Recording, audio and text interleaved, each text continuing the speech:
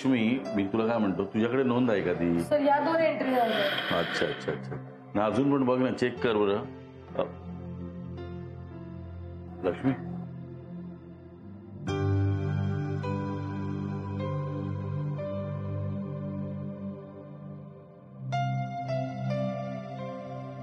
साहेब साहेब जाऊ द्या ना, कशाला मनाला लावून घेता एवढं? तुम्हाला नाही समजणार डबळे. एखादी केस सॉल्व्ह करताना काही सिद्ध करण्यासाठी आपण जीवापाड मेहनत करतो. क्राईमच्या सगळ्या शक्यता पडताळून बघण्यासाठी रात्रीचा दिवस करतो, सगळं काही करतो. आणि होतं काय? असा हातातोंडाशी आलेला घास असतो आणि तो कोणीतरी हिरावून घेतो. हे जेव्हा बघतो ना आपण, तेव्हा काय त्रास होतो ते मला सांगता येणार नाही, तुम्हाला कळणारही नाही. तुमची धडपड माहिती आहे, आम्ही होतोच ना बरोबर तुमच्या. हो ना. I know. आणि म्हणूनच तुम्हाला हे माहिती आहे की रेवती मॅडम इतके दिवसात जे करू शकले नाही ते मी करून दाखवलं काही दिवसात. पण आता काय, असा शेवटचा अटॅक करणार आणि खरा खुनी कोण आहे असं समोर आणणार, तेव्हा हे नको ते घडलं. सर तुम्ही म्हणताय ते अगदी बरोबर आहे, पण आता मोठ्या साहेबांनीच असा निर्णय घेतला तर आपण तरी काय करणार ना? हे मोठ्या लोकांचं हे असंच असतं ना. आता हेच होणार आहे, मेहनत मी करायची आणि रेवती मॅडम आल्या की सगळं क्रेडिट आयतं घेऊन जाणार. सर मला नाही वाटत मॅडम असं काही करतील. तुला तर वाटत नाहीये, मला खात्री आहे. रेवती मॅडम आहे ना, ज्याचं त्याचं क्रेडिट ज्याला त्याला देऊन मोकळ्या होतात. अगदी बरोबर बोललात सर, माझ्या बाबतीत असंच घडलंय. तुझ्या बाबतीत, माझ्या बाबतीतही घडलंय आणि साहेब तुमच्या बाबतीतही तेच घडेल. रेवती मॅडमची मी तुम्हाला गॅरंटी देतो ना. Shut up Dhawale. अहो साहेब, शट अप. रेवती मॅडमचं माझ्या समोर नेहमी असं कौतुक करायची काहीही गरज नाहीये. तुम्हाला माझ्याविषयी काही वाटत नाही, माहितीये मला. माहितीये नाही, माहितीये मला, काही वाटत नाही, हरकत नाही. पण म्हणून माझ्या समोर मॅडमचं कौतुक करू नका. नाही नाही, प्लीज प्लीज बाजू प्लीज.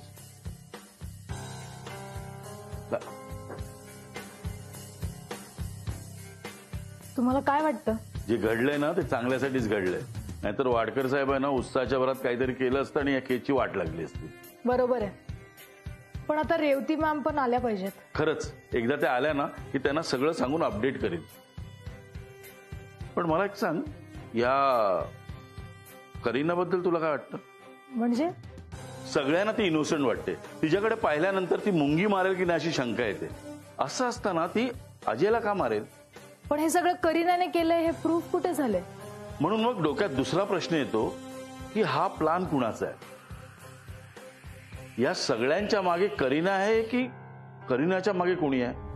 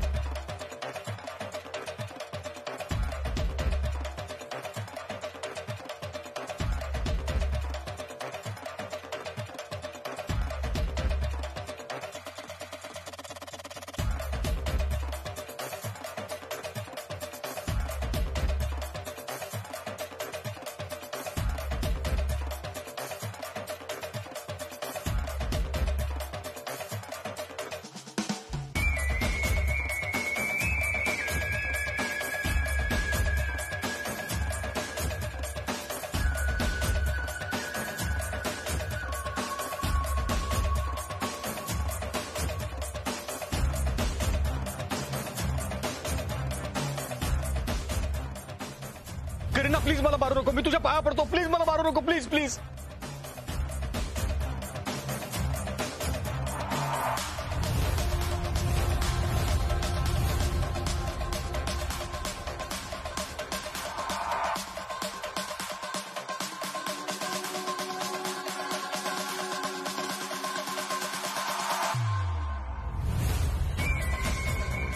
संजना तू?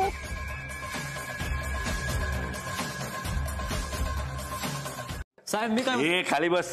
मी मीडियावाल्यांना ना आत्ताच्या चांगला ओळखतो.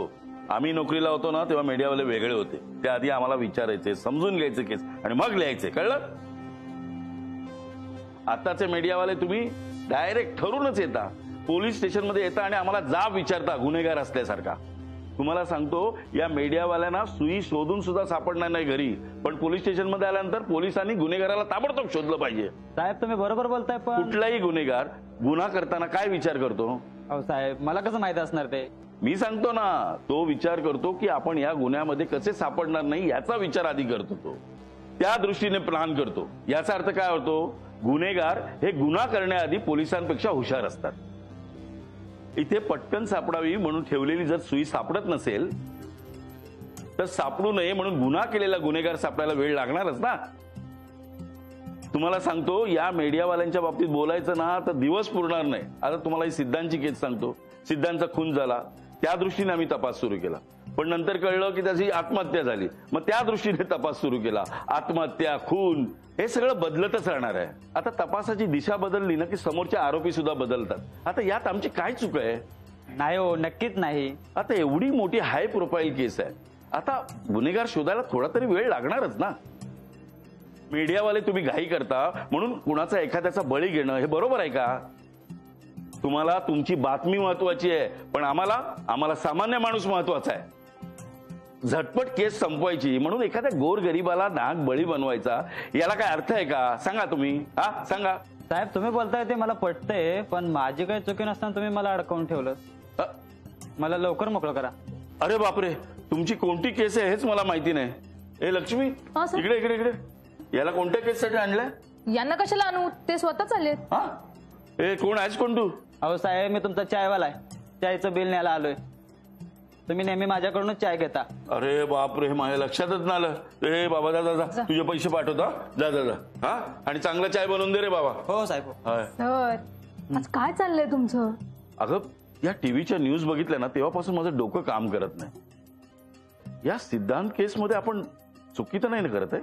अजिबात नाही सर, आपण आपल्या जागेवर करेक्ट आहोत. मग हे मीडियावाले येता जाता आपला उद्धार का करत असतात? सर आजचा दिवस जरा वेगळा आहे. त्या सिद्धांच्या याचा वाढदिवस आहे ना आज. त्या मीडियावाल्यांना निमित्त हवं नुसतं. त्यांना त्यांचा TRP वाढवायचा. तुम्ही नका काळजी करू. आजचा दिवस संपला ना सगळं शांत होईल.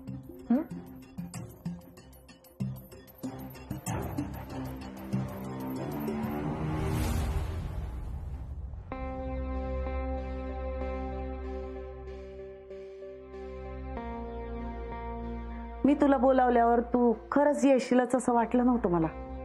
काकू तुम्ही आता इतक्या प्रेमाने आणि आग्रहाने बोलवल्यावर मी का नाही येणार? तसं नाही, आधीच तुझ्यावर तुझ्या बाबांची जबाबदारी आहे आणि त्यात तुझ्या इतर कामाचा व्याप आहे. काकू मी कितीही बिझी असले ना तरी एखाद्याला मी आपलं मानलं ना की त्याच्यासाठी मी काहीही करू शकते. बोला ना, तुम्ही मला इथे का बोलवलात? ते सांगणारच आहे मी तुला, पण आधी मला तुझे आभार मानायचे. आभार कशाबद्दल? तू धावून आलीस ना म्हणून आज माझी करीना घरात आहे.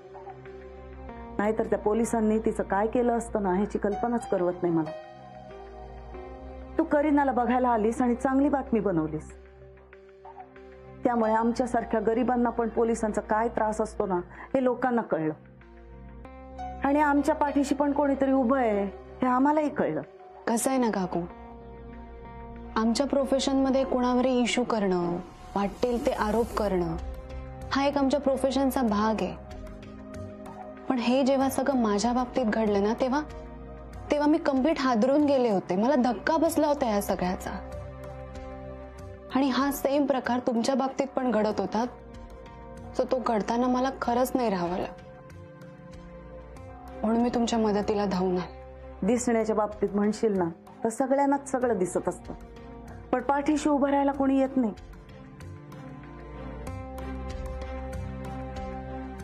असो, तुझ्या बाबांची तब्येत कशी आहे आता? तशीच आहे जशी तुम्ही भेटून गेलात तशीच. तू त्यांना एखाद्या चांगल्या डॉक्टरला का दाखवत नाहीस? काकू त्यांच्या बाबतीत जे जे काही करण्यासारखं होतं ना ते सगळं करून झालंय. आता सेजच्या केसमधून निर्दोष सुटणं हा एकमेव पर्याय. होईल, ते सुद्धा होईल. मी तुला सांगते, कोंबडं किती झाकून ठेवलं ना तरी दिवस उजाडायचा राहत नाही. आणि असंच तुझ्या बाबतीत आणि माझ्या करीनाच्या बाबतीत पण घडणार. एक ना एक दिवस खरं काय ते समोर आल्याशिवाय राहणार नाही.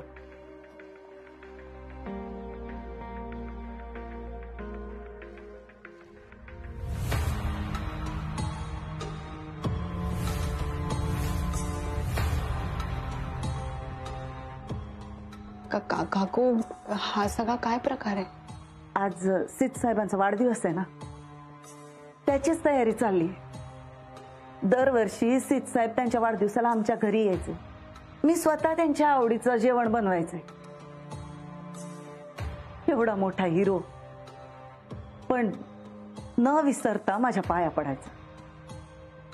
तुला सांगते, वाढदिवस त्यांचा असायचा, पण खरी धमाल तर माझ्या करीनाचीच असायची.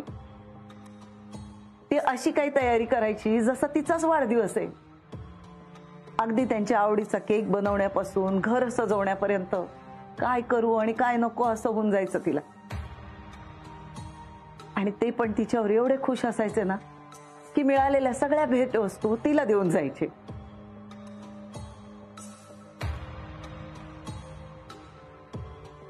माझ्या मनात जे काय आलं ना ते सगळं बोलून गेले मी.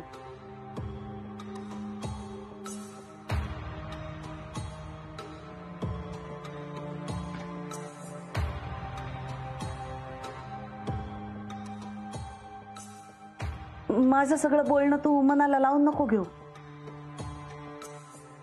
तुला वाईट वाटावं म्हणून नाही बोलावलंय मी. सीत साहेबांचा वाढदिवस आहे ना, असाही साजरा करणारच होतो आम्ही. आता सीत साहेब नाहीये तर त्यांच्या जागी तुला बोलावलं मी. आई, सगळी तयारी झालीये, आपण ओवाळून घेऊयात. चल ओवाळून घेऊ.